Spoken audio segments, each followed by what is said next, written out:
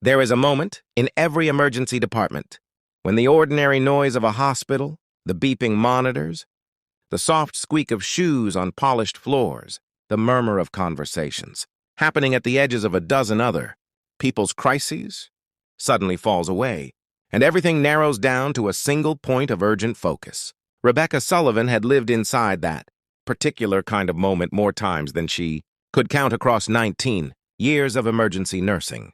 And she had learned long ago that the ability to stay calm inside it was not a talent she'd been born with. It was something she had built, slowly, shift by shift, the way a river carves its path through stone, patient, steady, unstoppable. She was 47 years old that autumn, silver just beginning to thread through her dark hair, and she had come to think of the emergency department at Ridgeview Medical Center not merely as her workplace but as something closer to a second home. A place where she had learned, over nearly 2 decades, exactly who she was capable of being when everything around her demanded steadiness. That particular Thursday evening, the steadiness she had built across her whole career would be tested by something far more complicated than a medical crisis alone. The young man arrived by military transport just after 7 o'clock, carried in on a stretcher by 2 soldiers, whose faces carried the particular gray exhaustion of people who have been awake far too long, worrying about someone they cared for. He was unconscious, his vitals unstable, a chest wound bandaged in the hurried, efficient way that spoke of field medicine rather than hospital care. His uniform bore no name tape, no unit insignia, nothing that would have told an ordinary observer anything at all about who he was, or why, within minutes of his arrival, the emergency department had begun, filling with more military personnel than Rebecca had seen. Gather in one place in all her years at Ridgeview, she recognized immediately, from the quiet, watchful way the newly arrived doctor overseeing the case moved, through his assessment, that something about this particular patient was different. Not medically, exactly, though his injuries were serious enough on their own, but administratively, in the careful, guarded way that certain phone calls were being made in hushed voices, just outside the trauma bay. Dr. Randall Whitfield, the attending physician on duty that evening, was a capable doctor with nearly 30 years of experience, though not, Rebecca had long observed, a particularly patient man when circumstances grew complicated. He moved through the initial assessment with brisk efficiency, calling for imaging, ordering blood work, directing the flow of the trauma bay with the confident authority of someone accustomed to being obeyed without question. What none of them yet fully understood was that the young man on the stretcher, a Marine Corps corpsman named Ethan Marsh, carried with him a level of classification that would soon draw far more scrutiny and far more difficulty into that trauma bay than any of them had anticipated. The soldiers who had accompanied Ethan in, 3 of them, young, clearly close to him, the particular closeness that only comes from having faced real danger side by side, grew increasingly agitated as the minutes ticked by without clear answers about his condition. Rebecca understood their fear. She had seen it 1,000 times before, in 1,000 different faces, the particular helplessness of loving someone, whose survival now depended entirely on people they had never met before, doing work they could not fully follow or control. But understanding their fear did not mean she could allow it to interfere with the careful, precise work still required to keep Ethan Marsh alive. "You need to step back," Rebecca said, her voice calm but unmistakably firm, as the largest of the 3 soldiers, a broad-shouldered staff sergeant named Cole Bennett, pressed closer to the stretcher, his hand reaching toward his unconscious friend as though physical proximity alone might somehow will him back to stability. "I understand you're frightened for him, but you being this close is making it harder for us to do the work that's going to save his life. You don't understand what he's been through," Bennett said, his voice rough with a mixture of fear and frustration. "You don't know what he did to get here." "You're right," Rebecca said, not unkindly, but without hesitation. "I don't know his story yet. But right now my job is to keep him breathing, and I need room to do that. Please, back off now." There was a tense, charged silence, the kind that Rebecca had learned, across 19 years, not to be frightened of, only to hold steadily until it passed. Bennett's jaw tightened, and for a moment, it seemed as though the standoff might escalate further. But something in Rebecca's calm, unwavering presence, the particular authority of someone who had faced far worse standoffs in far more desperate circumstances, finally reached him, and he stepped back, his hands raised slightly in reluctant surrender. "Please," he said quietly. All the earlier heat drained from his voice, replaced now with something closer to pleading. "Please, just save him." "That's exactly what I intend to do," Rebecca said. "Now let us work." It was perhaps 20 minutes later, as Rebecca and Dr. Whitfield worked to stabilize Ethan's condition, the chest wound requiring careful, immediate attention to prevent the kind of internal bleeding that could turn a survivable injury into a fatal one, that a new figure entered the trauma bay, and the entire atmosphere of the room shifted once again, this time into something closer to reverent stillness. He was an older man, silver-haired, dressed in the formal uniform of an army general, 4 stars gleaming on his shoulders, a chest full of ribbons and medals that told the story of a lifetime spent in service, though his face, in that moment, carried only the particular vulnerability of a man watching someone he cared for fight for his life. General Marcus Halloran did not announce himself. He simply stood near the doorway, watching, his hands clasped tightly behind his back in the posture of a man holding himself together through sheer discipline alone. Dr. Whitfield, glancing up and recognizing the rank on the uniform, straightened slightly, his tone shifting toward the deference that even confident doctors sometimes reserve for figures of significant authority. "General, I have to ask you to wait outside." "We need this space clear to work." "I understand," Halloran said, his voice quiet, controlled. "I'm not here to interfere. I only need to know he's going to make it."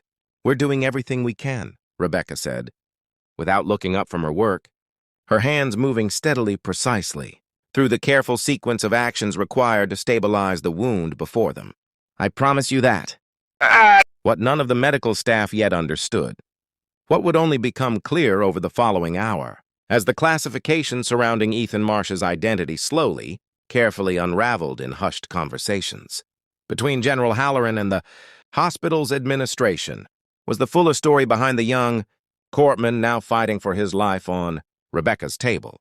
Ethan Marsh had spent the last 18 months embedded with a special operations unit in a classified capacity, serving not merely as a battlefield medic, but as the sole medical lifeline for a small, isolated team operating in conditions of extraordinary danger and secrecy. 3 weeks earlier, during an operation that remained, even now, sealed under classification too sensitive for open discussion, Ethan had single-handedly kept 2 critically wounded teammates alive through 11 hours of sustained combat, performing emergency procedures under fire that, under any ordinary circumstance, would have required a fully equipped surgical team rather than one exhausted young corpsman working with what little he could carry on his back. General Halloran, it emerged, had been the one to authorize that mission. He had spent the following 3 weeks unable to fully set aside the knowledge that a young man he had come to regard, across years of service together almost as a son, had paid a steep and lasting price to bring his teammates home alive. "He saved 4 lives that night," Halloran said quietly to Rebecca. Sometime later, once Ethan had been stabilized and moved into intensive care, his condition finally, cautiously, trending toward recovery. 4 lives and nearly lost his own doing it. He's 26 years old. He should be worrying about which college football game to watch this weekend, not carrying the weight he's carried these past 18 months. Rebecca, cleaning up after the long, careful hours of work behind her, considered the general's words for a moment before responding. "In my experience, General, the people who carry the most weight are so rarely the ones asking anyone to notice it. He'll need people around him who understand that once he wakes up. The body heals faster sometimes than whatever he's carrying underneath it." Halloran studied her for a long moment, something in his weathered face softening. "You didn't back down earlier, when my men crowded around him." "No, sir," Rebecca said simply. "I couldn't. Not if I wanted him to have the best chance." "Most people back down from soldiers in that state of fear," Halloran said. "It takes a particular kind of steadiness not to." Rebecca allowed herself a small, tired smile. "I've had 19 years of practice, General, and a mother who used to tell me that calm isn't the absence of fear. It's just choosing not to let the fear do the deciding for you. Over the following days, as Ethan Marsh's condition steadily improved, Rebecca found herself, almost without deciding to, becoming something of a quiet fixture at his bedside during the slower hours of her shifts. Not because his case required it any longer, but because something in the young corpsman's careful, watchful eyes, once he finally regained consciousness, reminded her of the particular loneliness that so often followed people who had carried more than their fair share of other people's survival. "They told me you held the line against Cole and the guys," Ethan said quietly, during one of those slow afternoon hours, his voice still hoarse from the ventilator, but steady enough now to hold a real conversation. "That takes guts. Cole's not an easy man to stand up to when he's scared." "He wasn't trying to be difficult," Rebecca said gently. "He was frightened for his friend." "I understood that. I just couldn't let it get in the way of what you needed." "That's the thing nobody really explains about combat medicine," Ethan said, staring up at the ceiling for a moment, something distant in his expression. "You learn to keep working even when everyone around you is falling apart. You learn to be the calm one, because if you're not, nobody makes it home." He paused. "I think I forgot somewhere along the way that I was allowed to fall apart too, eventually." Once the work was done, Rebecca sat with that for a moment, recognizing in his words an echo of something she herself had learned across 19 years of emergency nursing, that the strength required to hold steady for other people, again and again, came at a cost that rarely got acknowledged, least of all by the person paying it. "You're allowed to fall apart now, if you need to," she said softly. "You're safe here. Nobody's asking you to be the steady one anymore, not for a while. Let us carry that part for you." Something in Ethan's carefully composed face finally, quietly broke. The exhaustion of 18 months of sustained vigilance finally permitted to surface, if only for a moment, in the safety of that quiet hospital room. "Thank you," he said, his voice barely above a whisper, "for not backing down. And for this." General Halloran visited nearly every day during Ethan's recovery, and in time he and Rebecca developed an easy, mutual respect that neither of them had, particularly expected from the tension of that first difficult evening. He told her one afternoon about the early years of his own career, decades earlier about a young medic who had once saved his life in circumstances not unlike the ones that had brought Ethan to Rebecca's trauma bay. "I've spent my whole career watching young men and women give more of themselves than anyone should. Reasonably ask," Halloran said. "You'd think after 40 years I'd have grown numb to it. I haven't. I don't think I ever will, and I don't think I'd want to." "My grandmother used to say something similar," Rebecca said. "She was a nurse too, a long time ago. She always told me that the day you stop feeling the weight of someone else's survival is the day you should probably find a different line of work. The weight isn't the problem. It's the reminder that the work still matters." Halloran nodded slowly, something reflective in his gaze. "Your grandmother sounds like she understood something a great many people spend a lifetime trying to learn." "She did," Rebecca said, smiling faintly at the memory. "She used to say the whole secret of a good life was simple. Even if it wasn't easy, show up. Do the work in front of you with your whole heart, and let the rest sort itself out. I've tried to live by that every day since she passed." Ethan Marsh was discharged from Ridgeview Medical Center 3 weeks later, his recovery steady and complete, the physical wounds healing cleanly, the deeper weight he carried finally, gradually, beginning to lighten under the care of people who had chosen, in that critical first evening, not to look away from what he needed. On his final day, Cole Bennett sought out Rebecca in the hallway outside the discharge unit, his earlier agitation long since replaced by something humbler, more grateful. "I owe you an apology," he said, "for that first night. I wasn't thinking straight. I was just so scared of losing him." "You don't owe me anything," Rebecca said gently. "Fear makes all of us a little less like ourselves sometimes. I understood that then, and I understand it now. Still," Cole said, "thank you for standing your ground, for not letting us get in the way of what he needed, even when we didn't want to hear it." Rebecca smiled, the particular warm, tired smile of someone who has spent a long career learning that the hardest moments so often become, in time, the ones that mattered most. "That's the whole job, really," she said. standing your ground gently enough that people can still hear you, even when they're too frightened to want to. There is a particular wisdom that comes only from many years of steady, faithful work, the kind that cannot be rushed, cannot be taught in a single lesson, but must instead be built slowly, shift after shift, crisis after crisis, until it becomes simply who a person is rather than something they must consciously choose each time.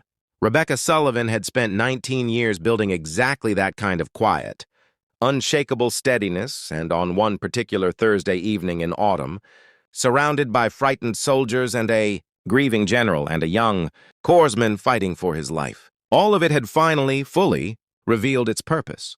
She often thought, in the months that followed, of her grandmother's kitchen table, of Sunday mornings filled with the smell of fresh bread and the sound of old, well-worn wisdom passed gently from one generation to the next.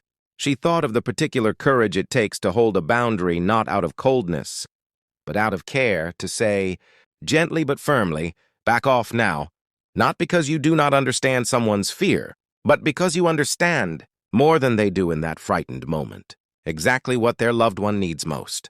Ethan Marsh sent her a letter, some months later, from the quiet college town where he had finally, at last, allowed himself to rest. A single handwritten page that Rebecca kept, afterward in the small drawer of personal mementos she had gathered across 19 years of emergency nursing, alongside photographs and letters from dozens of other patients whose lives had, briefly, crossed paths with her own. "You told me I was allowed to fall apart once the work was done," he had written. "I think about that more than almost anything else from those weeks. Thank you for giving me permission to finally put the weight down, even just for a little while. I don't think I'll ever forget it." Rebecca kept that letter close for the rest of her career, a quiet reminder on the difficult days of exactly why the work had always mattered, not for the recognition, which so rarely came, but for the simple, steady certainty that somewhere in some quiet hospital room, a frightened young man had finally been allowed to rest because someone had cared enough to stand her ground, gently, until he was safe,